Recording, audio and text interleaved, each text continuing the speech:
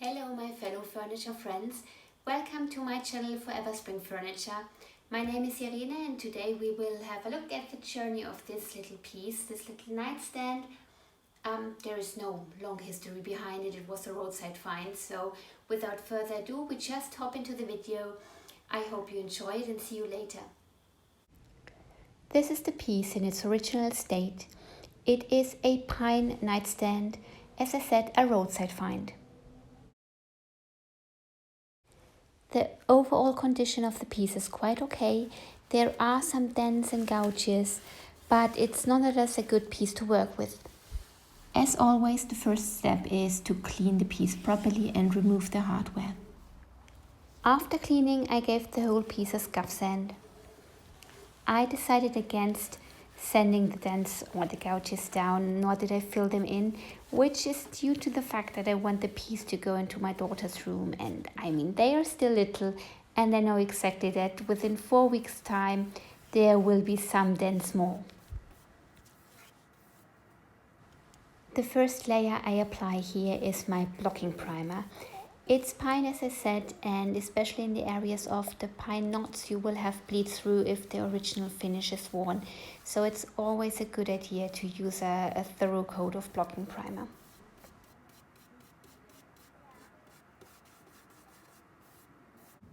It's the next day and time for the first layer of paint. I go with an off-white colored acrylic paint. I applied the paint with a brush on the top, and I don't know why I did that mistake. I really don't like to use a brush with the acrylic paints.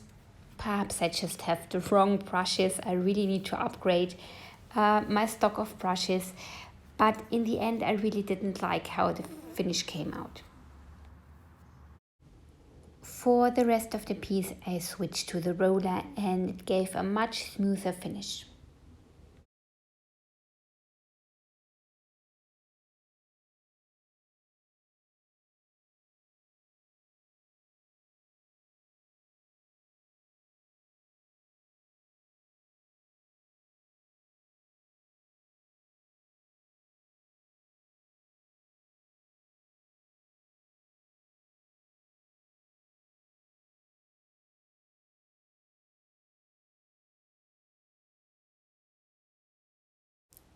To get into all the corners I had to switch back to a brush, but just a small artist brush.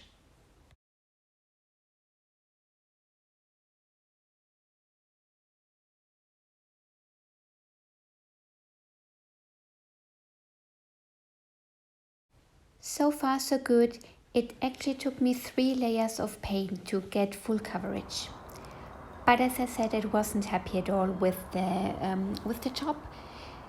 And in the end I got the color off again. I stripped it first with a chemical stripper and then sanded it down to bare wood.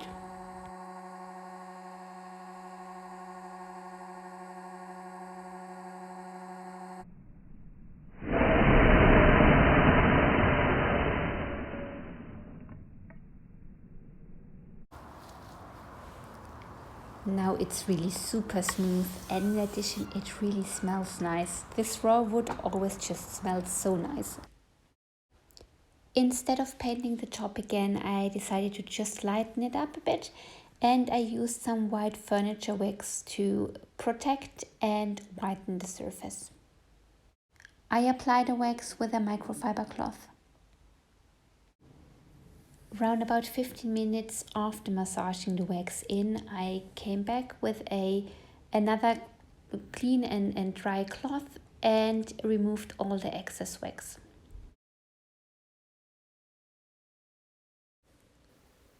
I am happy with how the top turned out, and now it's time to do some embellishment on the corpus. The first idea that came to my mind when I saw the piece was decoupage. And I will stick to the idea. Though I had a few decoupage papers at hand, none of them gave me the right feeling. But then I found a napkin with a nice floral, springy, summery pattern in my stock, and that's the one I wanted to go with. Here you see me apply an even coat of Mod Podge. And then it's time for the napkin. Make sure to remove all the backing sheets. So normally there are 2 or 3 of these very, very thin backing sheets which you need to remove. So you just work with the pattern sheet itself. There are so many ways you can try to get a napkin on wrinkle-free. I like to use the roller. It's very easy. You just softly roll over it to get the air bubbles and the wrinkles out.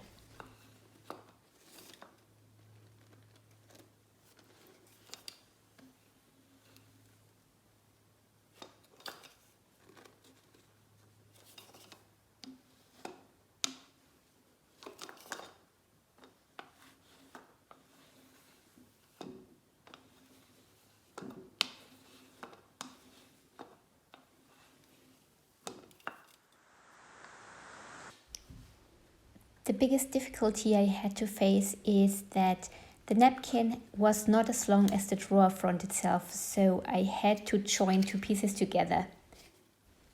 I adjusted the pattern and glued the second piece of napkin on with quite some overlap, and then I had to get rid of the excess, which I did using a very sharp knife. You want to be super careful when you do that because the moist or the wet napkin is very, very fragile, and if you just pull your blade over it like I did, you may wrinkle it again.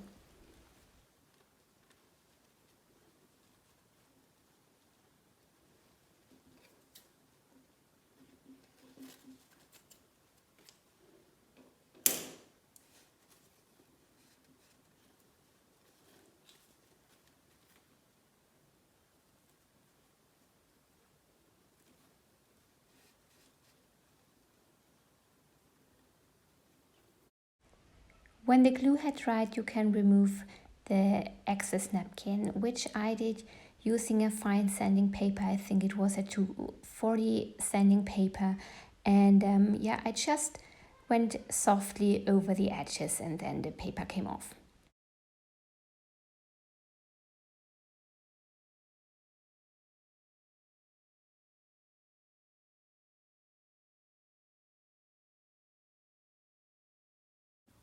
For protection, I sealed it with in total 3 coats of a PU clear coat.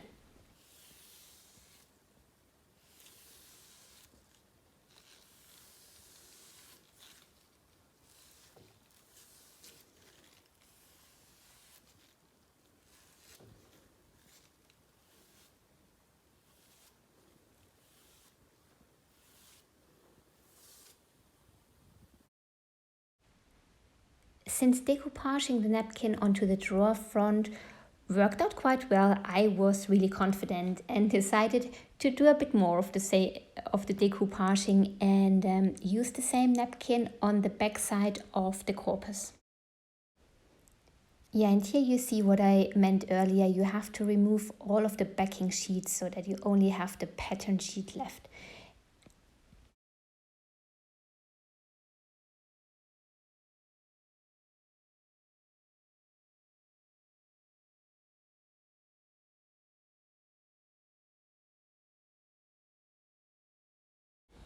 And then we repeat the same procedure.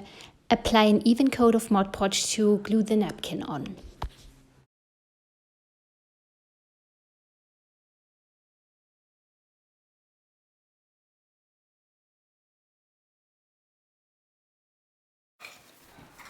To properly place or position a napkin and glue it on was much more of a challenge on the back side of the cupboard than it was on the drawer front. And I'm sorry, there is not a proper recording because there was always an arm, a hand, a head, a shoulder, or whatever of mine in the way in front of the camera. So I struggled my way through the task and centimeter by centimeter got the napkin on. But of course this first sheet ruptured somewhere in the middle, so I only used half of this napkin, and then I had to join several other pieces together. Here comes the second sheet, which luckily I could use in toto. And then I had to get rid of the overlap.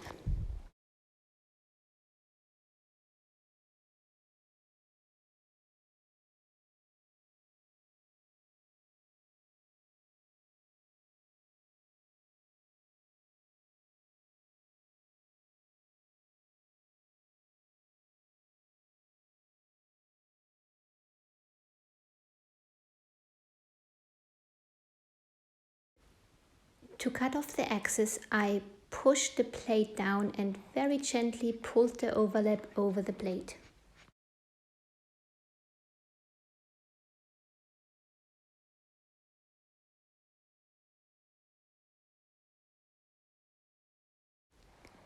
When the excess was removed, a bit of Mod Podge on top helped to fix everything in place.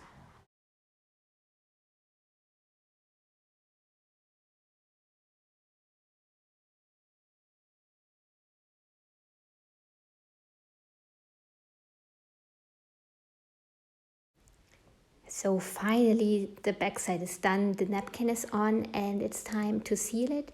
The same as with the drawer front, 3 coats of PU clear coat.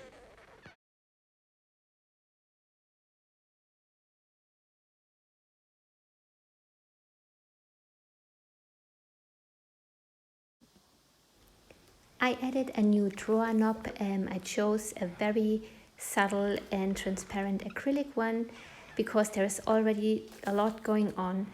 And then it was time to assemble the piece. And we are done.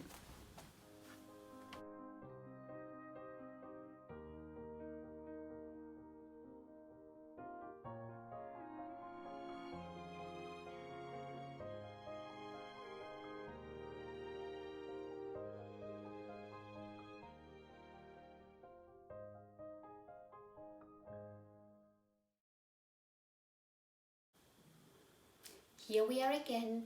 This piece is done and I think it turned out rather cute. And yeah, this video is done. I hope you liked it. Leave me a like or a comment if you did so, and subscribe. There will be more videos coming soon. Until then, see you, bye bye, and bis bald.